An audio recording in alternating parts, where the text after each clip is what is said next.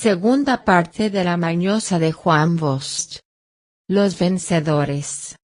Sin duda alguna, aquello era la paz, es decir, en todo había un cansancio, un desabrimiento, una especie de sueño profundo aunque inútil.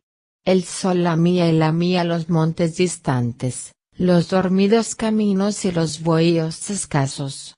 La guerra se había ido con la noche, ensuciando de sangre los ríos, galopando en las ancas de la Mañosa y arrastrando consigo a José Veras.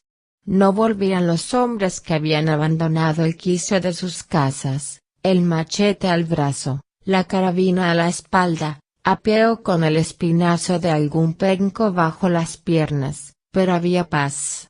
Padrimero curaban del rocío del general. Momón se levantaba ya, caminaba por el patio, se bañaba con aquel sol inofensivo.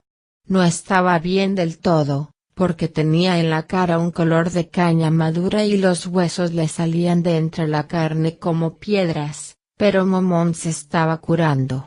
De noche, cuando no me aturdía la fiebre, se sentaba él en la orilla de mi catre y me contaba sus historias, sin irme, con la voz floja. Aquel condenado gato empezó a crecer, compadre Juan. Mi compadre no era un hombre blandito, pero concho, cualquiera no le cogía gusto al gato. Nunca estábamos del todo a oscuras, porque la luz del comedor se atrevía hasta mi cuarto. Así podía yo verle, hecho una masa negra, inmóvil como un tronco. Su voz se llenaba de flojeras y me ponía tierno de miedo. Decían que era un extranjero blanco como su taita y que tenía un baúl de morocotas que eso daba pena. Pero lo enterró y se embromó. Cuantito mi compadre me dijo, Momón, no puedo dormir porque siempre está ese hombre llamándome. Yo me malicié que andaba penando. Pregúntele qué quiere, le dije al compadre. Al otro día le fue el compadre con el cuento a Momón. El blanco tenía una botija. La había enterrado poco antes de morir en un botado, al tronco de una mata de cajuil, poco antes de llegar a la sabana de Cañabón. Allá se fueron ellos, esperanzados y alborotados, pero desde que dejaron el Jima atrás, se les pegó aquel gato negro, que maullaba, les miraba y esponjaba el rabo. El compañero tiraba el ojo y se impresionaba con aquel animal tan pertinaz. Con mucho disimulo esperó a Momón, que iba detrás, y le dijo al oído. Pa' mí que ese gato es Abenuncio. Momón calculó que sí, bien podía ser él. ¿No estaba penando el muerto? De seguro que el diablo no quería dejarle ir. Pero Momón tenía una oración que le había enseñado cierto brujo haitiano y con ella era capaz de irse hasta el propio infierno. Me explicaba, esa oración no la dejo yo. Cuando sea grandecito se la voy a enseñar, por si se ven apuros. Con ella no se siente miedo y si lo andan buscando usted la reza, le pasan por la venta y nadie lo ve. Por eso Momón no temía. El otro no era blandito, pero cualquiera. Cuando empezaron a orillar la loma les pareció que el gato endemoniado comenzaba a crecer. Ellos lo miraban con la rabiza del ojo. Y sí. Crecía. Ya estaba como un perro, ya estaba como un puerco, ya estaba como un potrico. Momón rezaba. Oía las quijadas del compañero golpeando como dos piedras. Oía el viento zumbando entre los árboles, oía el río que a lo lejos se desbarrancaba entre pedregones, le corría por el pescuezo y por la espalda un sudor frío, que le sacaba el calor del cuerpo y le dejaba la boca amarga.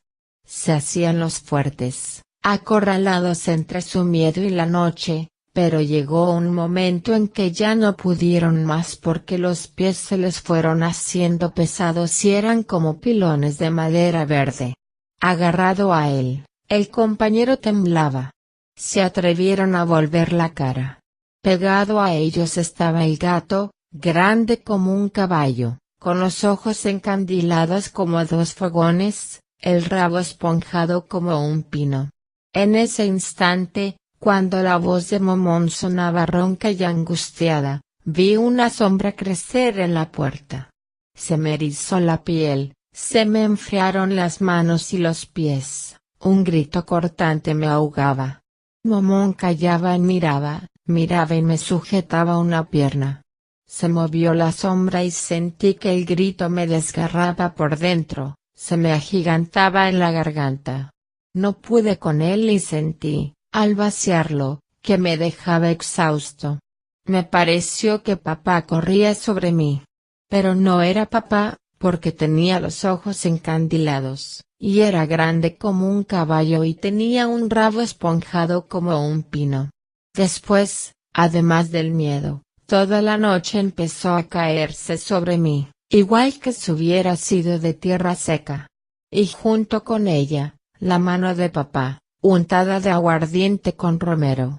Al otro día, de mañana, desperté a las voces de padre, que regañaba con Momón. Él era delgado y triste, tenía los hombros cuadrados y angulosos y miraba con ojos humildes. Papá le estaba explicando que no debía contarme tales cosas, y Momón protestaba, ignorante de que me impresionaba vivamente, porque en él mismo había un aire de persona casi difunta. Padre caminaba frente a la mesa, pesadamente, daba puñetazos y argumentaba que no se podía llenar la cabeza de un niño con mentiras mágicas. Desde mi catre veía los pies de ambos y oía claramente las palabras de Momón, cargadas de pena, que caían sobre mis nervios como guijarros. Lo que yo le contaba a Juan no eran embustes, don Pepe, eso me pasó a mí y le pasa a cualquiera. Papá se movió deprisa y clavó en Momón una mirada repleta a la vez de asombro y de ironía. Parecía que iba a estallar en risas, parecía también que pretendía arañarle. Movió la cabeza de un lado para otro, paseó frente a la mesa. El sol le alumbraba los pies y alumbraba también los de Momón, cuya figura se esfumaba junto a las líneas rotundas de mi padre. Había algo en el rostro de papá que decía, es un hombre tonto. Pálida, en desorden los grises cabellos, entró mamá y comentó, sí, Momón, no se pueden contar esas cosas al muchacho, lo mata una alferecía. Mornón, silencioso, se miraba las manos. Lo que voy yo a hacer es irme, don Pepe. Ya yo estoy bueno. Quería entretener a Juan. No, usted no se va, no se va. Padre decía que no con las manos, se sujetó de espaldas a la mesa. Usted se quede aquí, Momón, y se irá cuando esté bueno, si no quiere quedarse, pero ahora no. Bajo la mirada de mi madre se fue Momón, lentamente, al almacén. Padre permanecía allí, pensando tal vez. Yo estaba viendo el sol que se tiraba a dormir en el piso, como lo hubiera hecho un pobre. Aquella luz, aquel silencio, aquella especie de sueño que tenían los días, era la paz. La fiebre seguía cosiéndome, Pepito persistía en corretear por los alrededores, Mero había pedido permiso para ir a Río Verde, donde agonizaba un sobrino. A veces papá se quejaba de haber prestado la mañosa. Otras se agradecía de haber hecho un servicio al general Fello Macario. ¿Y los hijos de Dimas? ¿Y los de Carmita? ¿Hijos severas? Nada ni nadie. Lo que había era paz, paz y paz, algo así como si desde los altos cielos, desteñidos, casi blancos, hubiera estado cayendo sobre nosotros un cuento infantil que nos hacía dormir. Los días iban y venían, se marchaban por los cerros de Cortadera y Pedregal y volvían por encima de la encrucijada.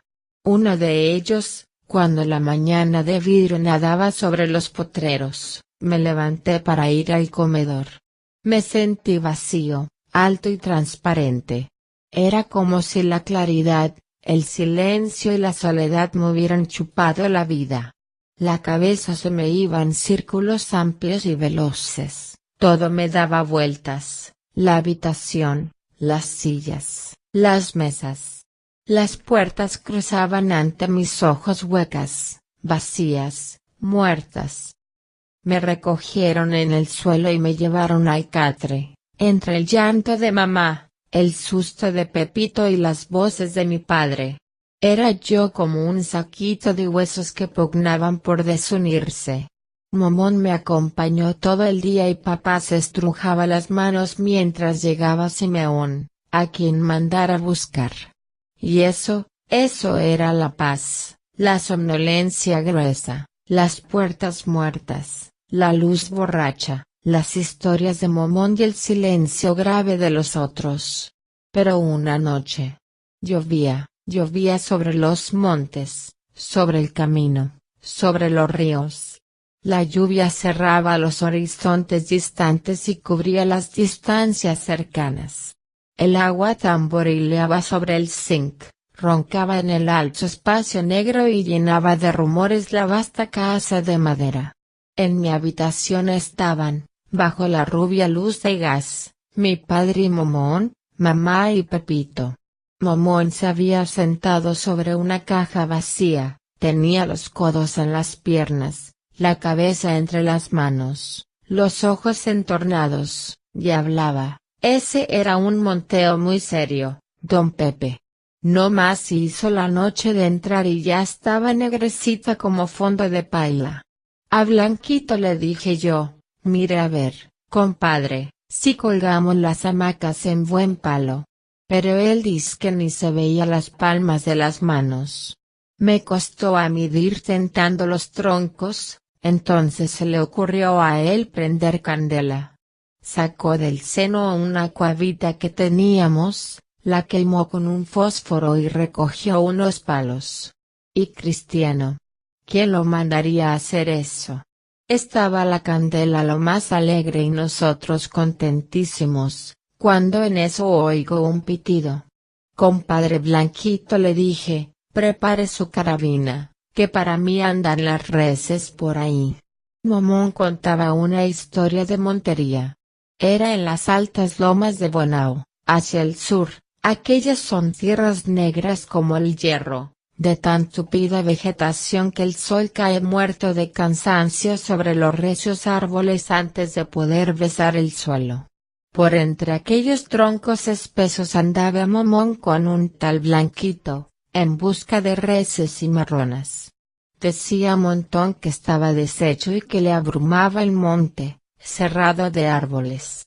Allí estaba la candela tratando de abrirlo, cuando sonó a su vera el rugido del animal. Momón seguía, compadre Blanquito, asegúrese con esa carabina, que lo tenemos arriba, y él como si tal cosa, acostado al lado de la lumbre, con su cachimbo en la boca y mirando para arriba. Allí estábamos todos tan silenciosos que el ruido de la lluvia se quedaba con toda la casa, se metía por las paredes, rodaba por el piso, arañaba el zinc. Pepito, papá, mamá, yo, los cuatro éramos solo oídos y ojos. Y Momón seguía sin moverse, cambiando de voces, los ojos entornados y las manos en las mejillas. Cuando quiso darse cuenta, estaba el animal paradito a la vera de nosotros con los ojos prendidos y dos chifles como dos sables. No quiera usted saber el susto que me di, don Pepe. Cogí la carabina con una mano y con la otra jalé a Blanquito y en lo que se revuelca un burro ya estábamos nosotros arrinconados. El diacho del animal era el mismo diablo, don Pepe. Un toro más grande que yo, berrendo en negro, con un yunque como el tronco de una ceiba. Nosotros rompimos a correr por entre los palos y él a largarle pezuña a la candela.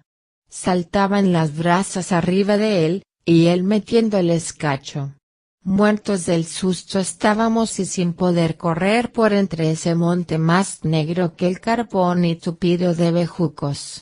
Yo quería aflojarle un tiro, Pero no íbamos a poder desollarlo esa noche, cuanto más que esos pájaros son muy delicados, y donde usted mata a uno se arremolinan todos a pitar y gritar. Yo estaba, don Pepe, con el corazón en la boca. Los perros ladraban, saltaban y se le iban encima al animal y él ni caso les hacía. En una de esas un cachorro muy bueno que llevábamos se le acercó más de la cuenta, se viró y le clavó el cacho entre la barriga, le sacó las tripas enteritas y se las pisoteó al muy condenado. Callaba Momón, para recordar y descansar, y mandaba la lluvia. Entraban retazos de viento, se medio caía la luz. Esa noche la pasé en claro, don Pepe. Cada vez que se movía un palo estaba yo parado, con la carabina entre las manos. Los perros se mantenían ladrando y ladrando. En eso empezó a caer un agua templada. Entonces sí era la cosa de a verdad. A mi compadre le dije, ahora sí nos fuñimos, porque con este tiempo no hay quien montee. Aquel de monte de hombre era hasta su poquito aragán. ¿Sabe lo que me dijo? Que él lo que tenía era gana de dirse. ¿Usted ha visto? Bueno, hay gentes que no son personas. Teníamos las monturas en Arroyo Toro y desde el amanecer estábamos en el monte. Pero compadre le dije yo, ¿cómo vamos a estar un día y una noche caminando en el monte, muertos de miedo, para volver a casa sin una tajadita de carne?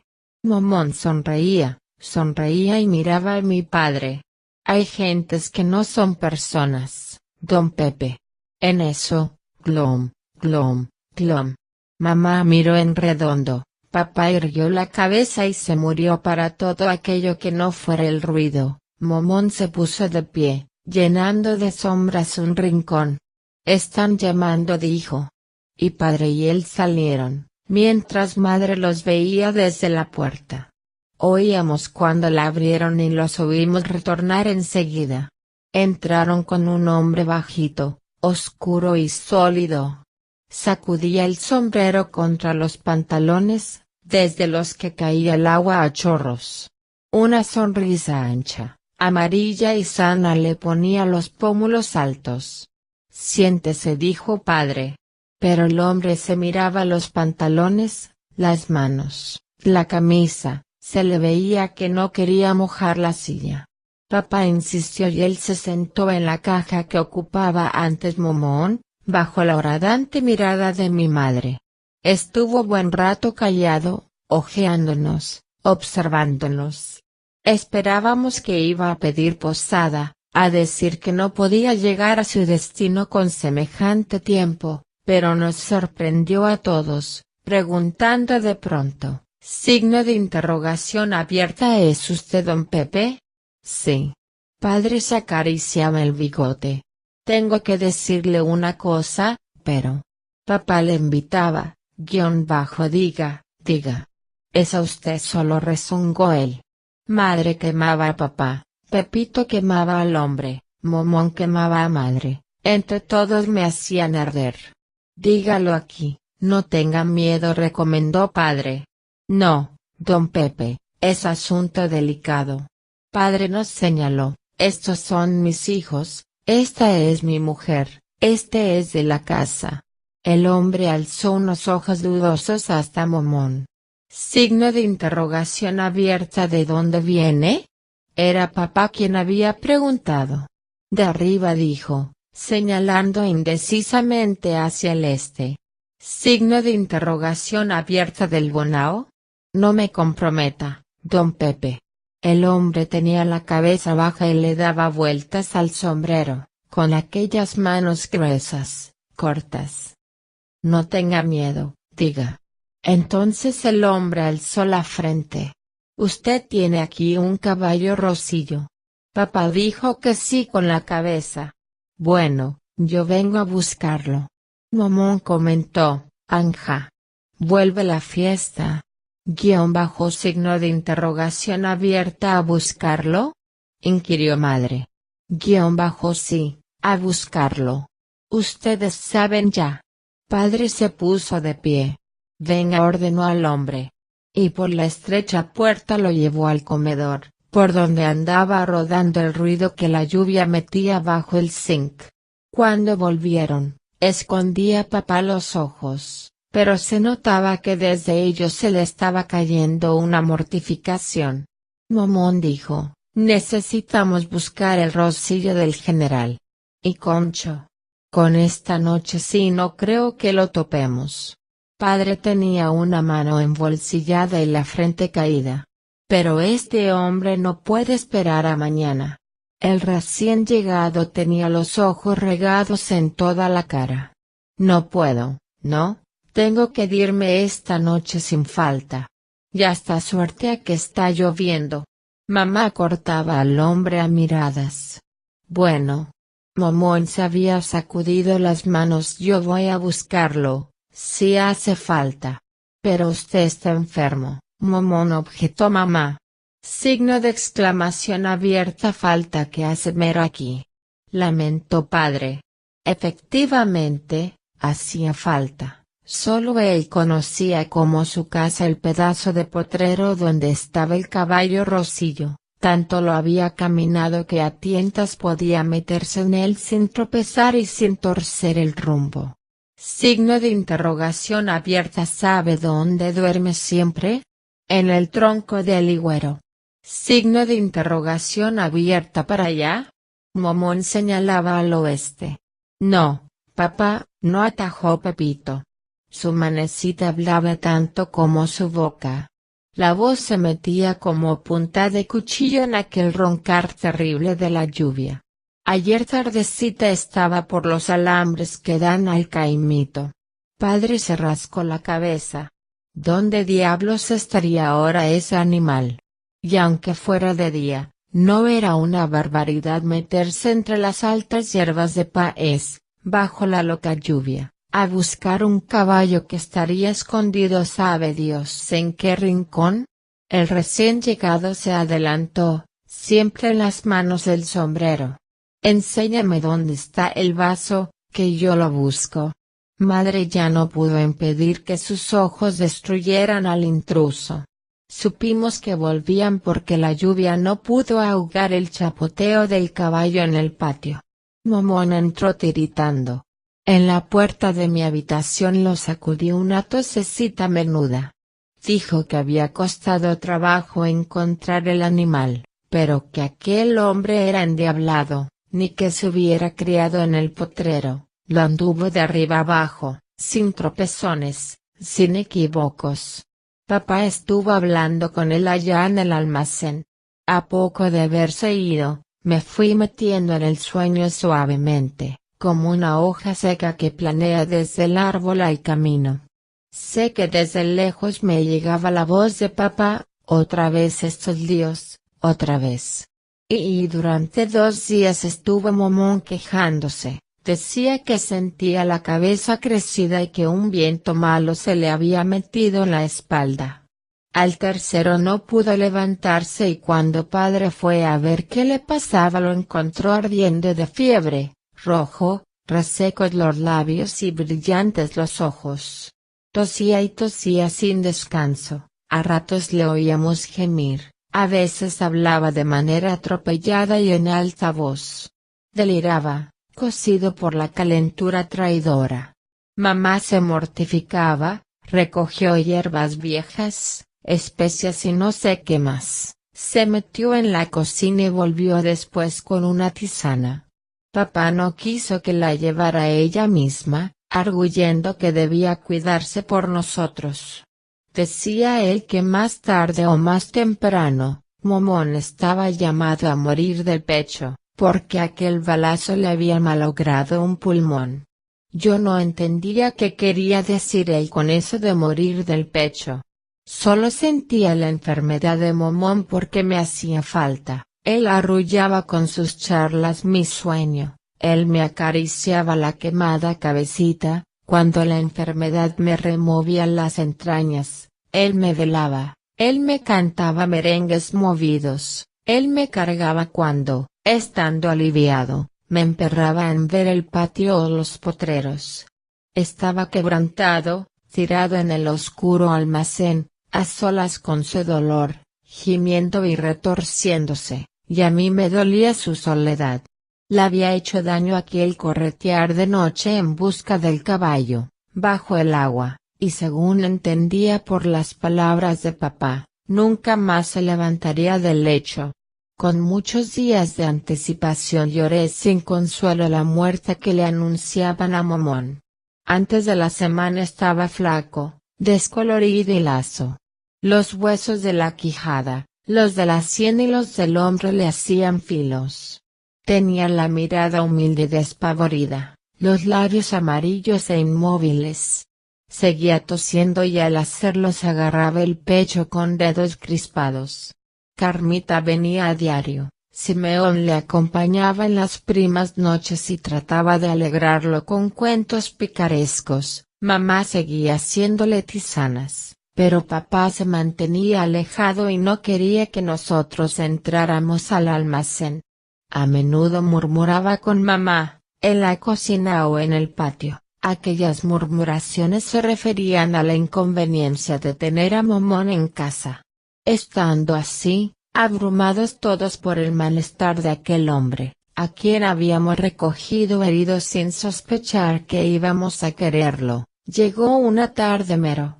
Entró vociferando desde el portal, llamando a gritos. Padre le abrazó con efusión y mamá puso la cara de fiesta para recibirle. El viejo les manda muchos recuerdos fueron sus primeras palabras. Tenía la boca colmada de alegrías y enseguida empezó a contar cosas del abuelo, el patriarca de Río Verde. Estaba bien de salud, aseguraba Mero, pero vivía comiéndoselo la rabia, porque una tropa del gobierno que pasó por allá, camino de Licey, le había llevado un caballo y 3 novillos. El viejo pataleó cuanto pudo. Dijo que los tales animales no se los sacarían de su casa estando él vivo. Oía yo a Mero contar y me parecía ver al abuelo, chispeantes los ojos, quietos los brazos y soltando por la boca toda clase de insultos. La tropa dice que veía a sus jefes atareados con el viejo, y reía a escondidas, pero los oficiales lograron, tras mucha adulación, sacar el caballo y los novillos a cambio de un vale en el que le aseguraban que los animales serían religiosamente pagados al terminar la revuelta. Abuelo consintió y pegó el vale en la pared, para mostrarlo a las visitas y tener un motivo real que justificara sus desahogos, que no eran pocos, por cierto. Madre y padre oían la historia complacidos. Mero tenía una expresión bulliciosa, infantil y agradable. Contó que el sobrino había estado a las puertas de la muerte, pero que él consiguió una curandera que lo salvó con sopas de ayama y unas friegas de no sé qué hojas maceradas en aguardiente. Hablaba por los codos, como quien teme no poder decirlo todo. Fue al cabo de un rato cuando preguntó por Momón. Está muy delicado, sopló papá bajando la voz. Signo de interrogación abierta. ¿Delicado? Sí, se mojó hace unas noches y para mí está malogrado ahora.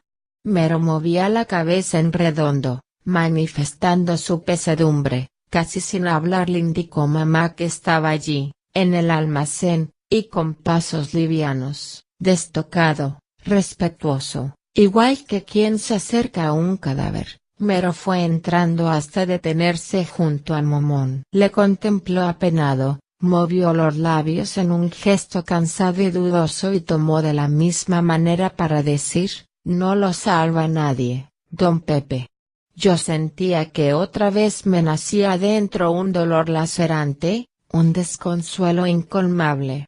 Rompí a llorar, tratando de ahogar los sollozos con la almohada para que no me sintieran, mientras en la cabeza me golpeaban aquellas palabras crueles, no lo salva nadie, don Pepe. En la noche se reunieron en el comedor papá y Mero, Simeón y mamá. Yo pedía que me levantaran, medio calmado ya, y me llevaron después de haber cerrado la ventana, por donde entraba un airecillo fresco. Hubo un pleito duro en Licey, dijo Mero. Parece que la revolución trató de detener los refuerzos que iban al pueblo, los mismos que la desbandaron pocos días después, y que los encontró en Licey, donde, según Mero, se enredaron en una batalla ruda, sangrienta y larga. Cuando él llegó a Río Verde encontró todavía huellas de la pelea, heridos, ropa ensangrentada en algún bohío y tumbas frescas. Triunfante el gobierno, entró y se llevó lo que encontró a mano, hombres, cerdos, víveres y hasta una muchacha que se fue tras el oficial. La verdad era que allí no habían sufrido la guerra mayor cosa. Nosotros le oíamos atentos. Él acababa de callar cuando saludaron en la puerta. Mero se incorporó sin aspavientos y salió a recibir al viejo Dimas, que ya tenía un pie sobre el piso. Por allá vi a sus muchachos, dijo. El viejo se quedó agarrado al marco, tembloroso y serio. Quería reír y se esforzaba en no hacerlo, quería llorar, quería abrazar al que le daba nueva tan feliz. Pero fue metiéndose en el comedor poco a poco, buscó a tientas una silla, cruzó las piernas y solo preguntó, con una voz borrada, signo de interrogación abierta. ¿Los vido? Vienen para acá pronto, respondió Mero. Todos rompimos en inquisiciones atropelladas. Mero explicó que estaban sanos, aunque tristes. Uno, el menor, se había dado bravo y le gustaban los tiros, al otro le habían hecho un rasguñito en una pierna, cosa de nada. Anhelante la mirada, entreabierta la boca, el viejo le escuchaba sin hablar y sin moverse. Signo de interrogación abierta. ¿Y dice que vienen pronto? Habló al rato. Sí, aseguró el otro. Los van a licenciar. Dimas pegó los codos en ambas rodillas, bajó la cabeza y empezó a comentar, lo que es el diablo. Mis muchachos metidos en esos líos. Se le iluminaba la frente con el contento, y a lo largo de la conversación estallaban risas sin motivo aparente. Por la mañana, bien temprano, se juntaron en el patio de casa el alcalde y Dimas, Mero y papá. Los tres primeros tenían machetes, Mero estaba todavía con la alegría de la vuelta, Dimas tenía la que él le trajo. Pidieron café y se fueron. A mediodía, cuando retornaron, supimos que habían estado arreglando el bohío donde dormía José Veras. Le chapearon el frente y los lados, le remendaron el techo con yaguas nuevas, le aseguraron las tablas falsas y le pusieron trancas en las puertas. De donde Simeón trajeron un catre medio viejo, algo sucio de polvo y telarañas, y Mero lo llevó allá, después que hubo comido. Yo no sabía qué querían con tales remiendos y composturas, pero en la tarde, entre Dimas y Simeón tomaron a Momón, que ya era apenas un hacinamiento de huesos de los que salían quejidos interminables, le sujetaron por debajo de las axilas y bajaron con él al camino real. Cuando me asomé a la puerta, iban más allá del yaquecillo. El enfermo se desmadejaba, incapaz de tenerse. Por mamá supe que se había hecho menester hacerlo, porque vomitaba sangre y eso era peligroso. A las preguntas de cómo le iba, contestaba papá, viviendo. Y así era en realidad. Aquella palabra, seca y estática, expresaba en todo su alcance el estado de ánimo en que nos hallábamos, lo explicaba con la mayor sencillez, con una limpieza que no detenía el entendimiento. Vivíamos. Entre días, por hacer algo, papá y Mero revolvían el almacén, llenándolo de polvo, ensacaban el maíz, estibaban los sandullos, enceronaban el café.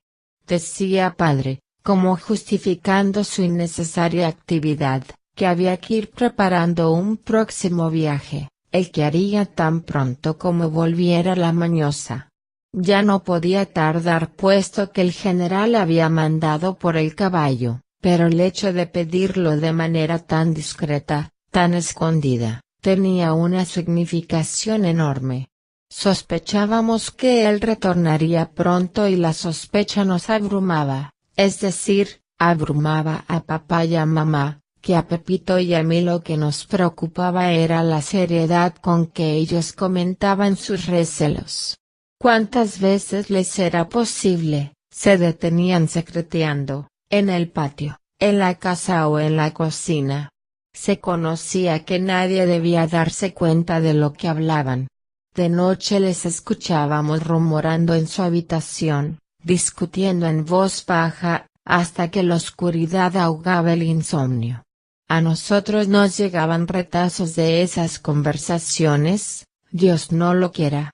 Es que esta gente se ha vuelto loca. De momento el general le da un susto al gobierno. Pepito, que entendía mejor que yo, me iba explicando los alcances de esas frases. Yo comprendía apenas, y me alegraba pensar que tendría otra oportunidad de ver al general, y que tal vez con su vuelta curaría Momono que retornaría José Veras. Cierto día, como epilogando una de esas conversaciones importantes, madre le dijo a papá, cuando estábamos comiendo, signo de interrogación abierta ¿por qué no volvemos a Río Verde? Signo de interrogación abierta a Río Verde, preguntó padre muy extrañado. Explicó a seguidas que ya había estado allí un tiempo y que no era justo molestar al abuelo, que en aquella época había motivos, pero no entonces. Mamá le discutió algo, tratando de convencerle, y se levantaron de la mesa exponiendo cada uno su punto de vista. Creyente con una fe infantil, al volver a mi habitación me hinqué y, lleno de fervor, le pedí a San Antonio que hiciera posible nuestro viaje a Río Verde. Me gustaba aquel campo, pero me gustaba de una manera honda, difícil de explicar. Encontraba que allí se me volvía pesada de felicidad el alma, que una confianza inexplicable me poseía al lado del abuelo. Él era duro para con los hombres, pero conmigo se hacía tan tierno como el ala de un ave. Tenía aquel viejo agrio una manera original de entretenerme y enseñarme, sus historias estaban salpicadas de explicaciones útiles, sus regaños eran mesurados y juiciosos. Nunca decía, porque me da la gana, sino por tal cosa, por tal razón. El mismo lugarejo era encantador, recatado, silencioso, más poblado que el Pino, con más niños de mi edad, un río bastante robusto y una vegetación rica en árboles frutales, diversa y henchida. Todo allí parecía vivir jocundamente, con placer de estar vivo.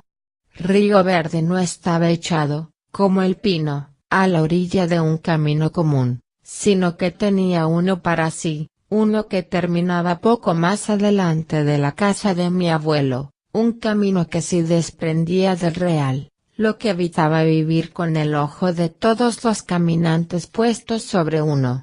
Estuve acariciando el sueño de volver allá, y ya me sentía flojo de pesadumbres, seguro, ágil de cuerpo y alma, a distancia de las fiebres y de la gravedad de Momón, de la ausencia de la mañosa y de la preocupación de mis padres.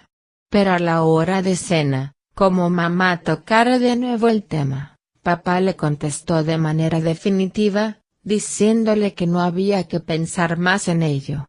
Aquí dejo los huesos antes de volver a considerarme un derrotado, dijo.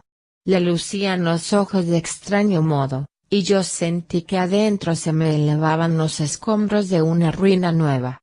Y con una recua que, cargada de lodo, compuesta por caballos descarnados y dos hombres turbios, pasó por el Pino, según parecía, procedente del Bonao. Se enteró Simeón de muchas cosas que nos contó esa noche, en la cocina pálida y discreta.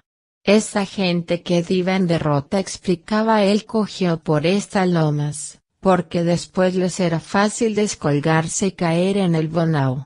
Ahora dice que están por volver a lo suyo y según noticias que me dieron el general Fello Macario no ha sacado la cabeza todavía.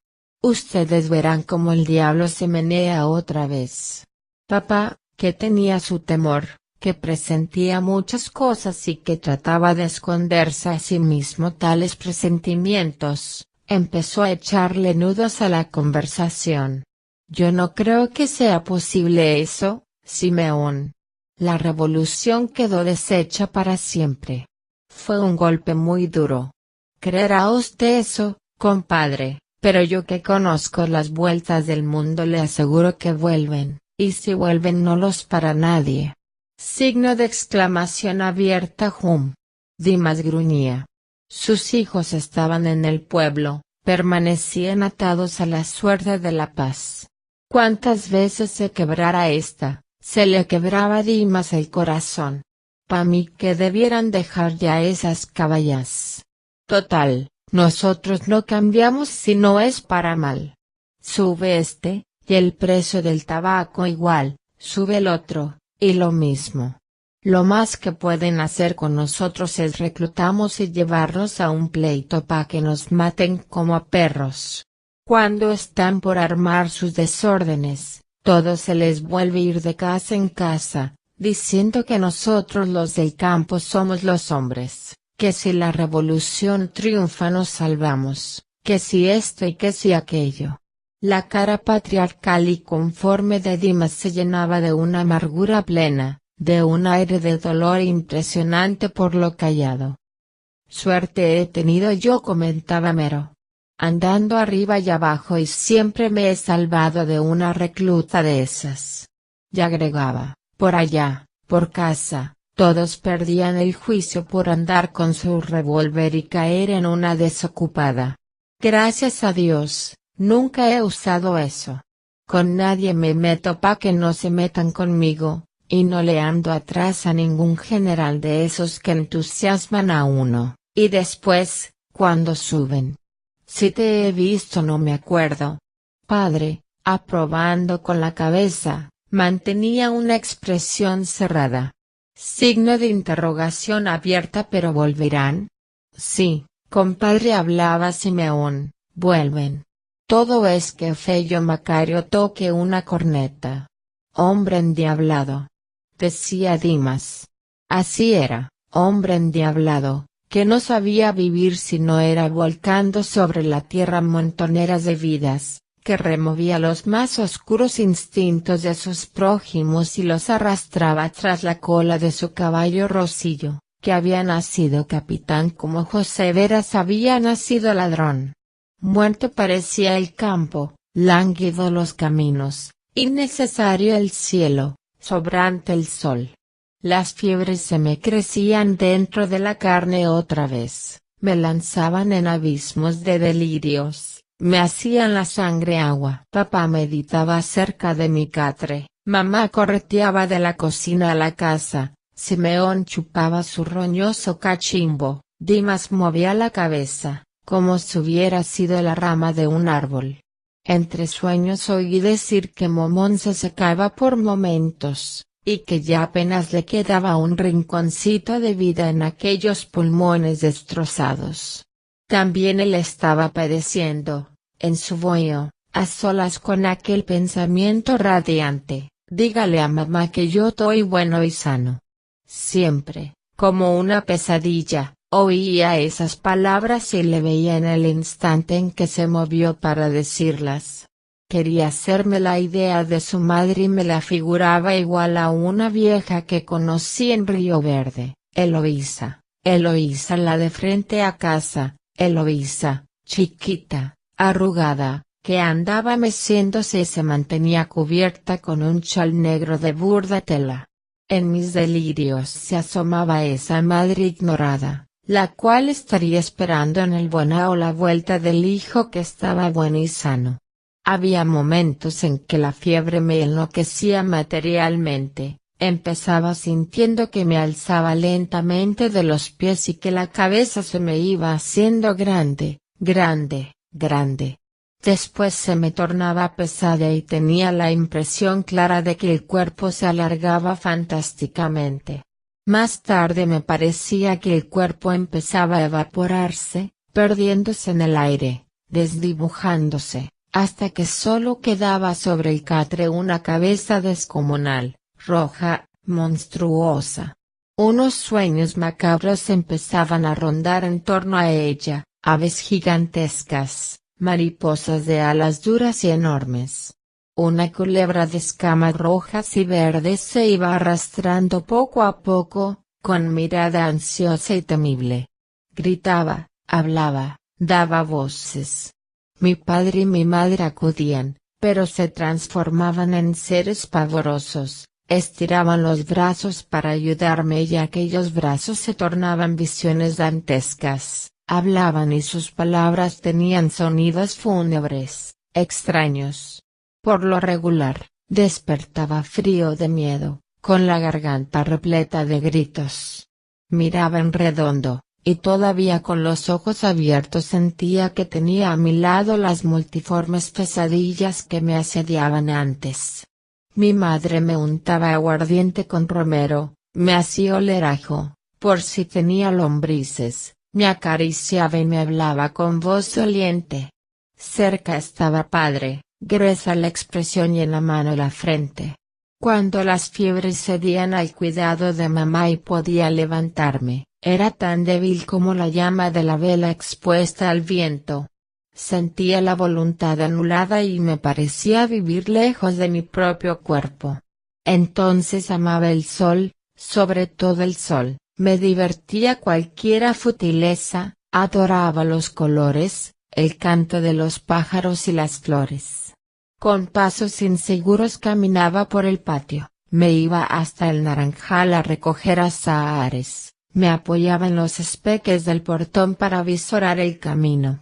En un cuerpo nacido, años antes, empezaba a aposentarse la vida de nuevo, todas las cosas aparecían por primera vez ante mis ojos asombrados, el amor me colmaba el pecho, un amor vasto y tranquilo, para las piedras y los animales, para las plantas y los hombres, para la tierra y para el agua. Un amor que no se siente a menudo y que lava el alma, la purifica, la eleva,